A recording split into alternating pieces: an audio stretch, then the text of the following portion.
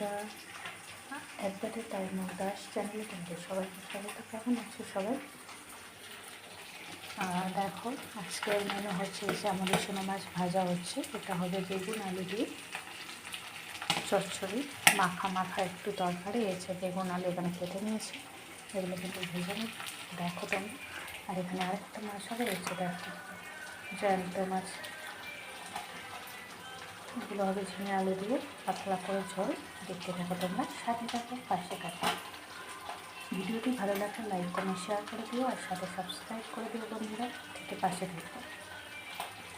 দেখো বন্ধুরা, মাছগুলো সব কিন্তু ভাজা হয়ে গেছে, এবার আমি তুলে নেব। দেখো বন্ধুরা, অল্প একটু তেল দিয়েছি, দিয়ে 5 ফোড়ন দিয়েছি, একটা শুকনো লঙ্কা দিয়েছি, তরকারিতে পেঁয়াজ দিয়েছি। তাহলে কিন্তু মাছের ঝোলটা আগে করে নেব, ঝিঙে আলু দিয়ে মাছের ঝোল করবো, সেই জন্য এবার দিয়ে দেবো একটু আদা রসুন। দেখতে থাকো। দেখো বন্ধুরা, আদা রসুন দিয়ে দিয়েছিলাম, তার মধ্যে টমেটোটা দিয়ে দিয়েছি, তার মধ্যে একটু লবণ আর হলুদ দিয়ে দিলাম যাতে টমেটোটা একটু তাড়াতাড়ি চলে যায়। তারপর একটু লঙ্কার গুঁড়ো দেবো, দিয়ে আলুটা আগে দিয়ে দেবো, পরে দেবো। দেখো বন্ধুরা, লঙ্কার গুঁড়ো দিয়ে আলু দিয়ে একটু সামান্য জল দিয়ে তারপর একটু ঢাকা দিয়ে দিলাম, একটু আলুটা আদা সিদ্ধ করে নিলাম, তারপর ঝিঙেটা দেবো। আলুটা আদা সিদ্ধ হয়ে গেছে, তাই ঝিঙেটা দিয়ে দিলাম।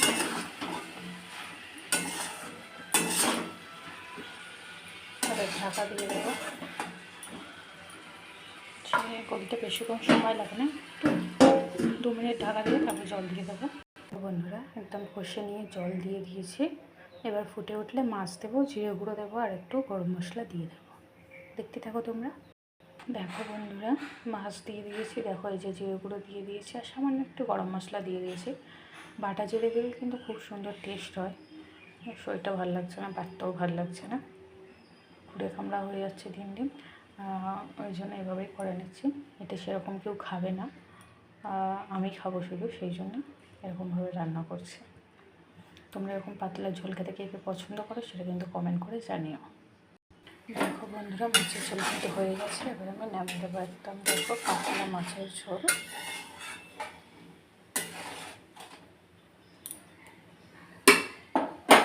আর এখানে দেখো মাছগুলো নামিয়ে নিয়েছি, এবার ঢেলে নেব। বন্ধুরা দেখো, বন্ধুরা নামিয়ে নিয়েছি মাছের ঝোল, একদম পাতলা। দেখো খুব সুন্দর কালার এসছে একদম।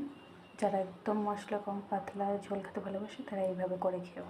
আর কেমন হয়েছে সেটা কমেন্ট করতে ভুলো না। বন্ধুরা, কড়াইতে নিয়ে যাচ্ছি, নিয়ে দেখো বেগুন আর আলুটা বসে খুব সুন্দর হালকা লাল লাল করে ভেজে নিচ্ছি।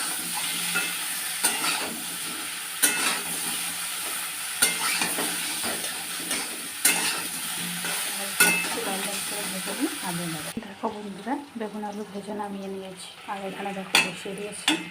এর মধ্যে দিয়ে দিয়েছি অল্প একটু তেল, অল্প একটু ঘি দিলাম, আর দিয়েছি 2 শুকনো লঙ্কা, একটু চিনি, আর 5 ফোড়ন দিয়েছি অল্প একটু, আর পেঁয়াজ দিয়েছি। দেখো একটু হালকা লাল লাল করে ভেজে নেবো, তারপরে আদা রসুন বাটা দিয়ে দেবো।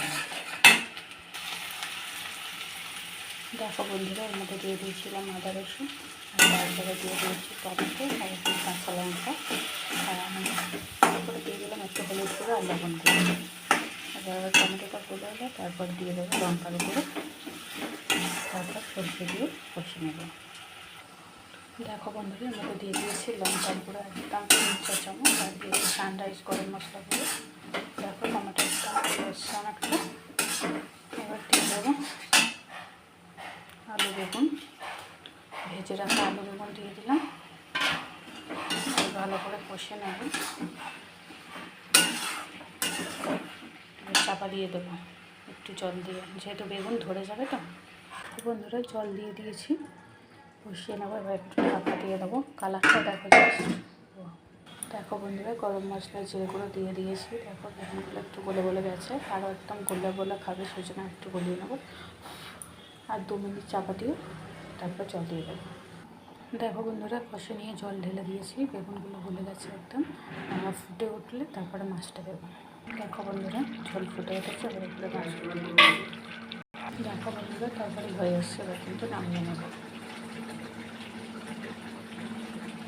তোমরা কে কে এইভাবে তরকারি খেতে ভালোবাসে সেটা কিন্তু কমেন্ট করো।